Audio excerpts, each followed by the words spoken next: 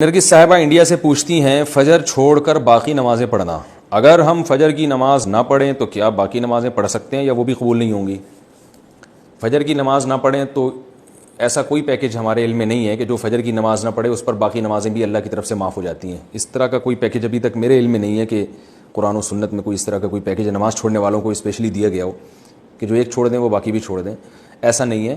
آپ اگر فجر نہیں پڑھتے تو باقی 4 نمازیں پڑھیں، کیونکہ باقی بھی چھوڑیں گے تو اور بڑا گناہ ہوگا، اور فجر چھوڑنا بھی کبیرہ گناہ ہے.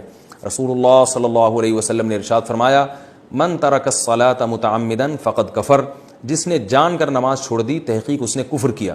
تو یہ خوب سمجھ لینا چاہیے کہ اسلام لانے کے بعد نماز جان بوجھ کر قضا کر دینا، اس سے بڑا کوئی جرم اسلام میں ہے نہیں. یہ تو تصور نہیں تھا پہلے زمانے میں کہ کوئی مسلمان ہو اور جان کر نماز قضا کر دے، تو اسلام کی علامت ہے. اس لیے اس کبیرہ گناہ سے فوراً توبہ کریں، اور اگر اللہ نہ کرے کبھی فجر چھوٹ جاتی ہے تو فوراً سے جتنا جلدی ہو سکے توبہ بھی کریں اور قضا بھی کریں، اور باقی نمازیں وہ بھی پڑھتی رہیں.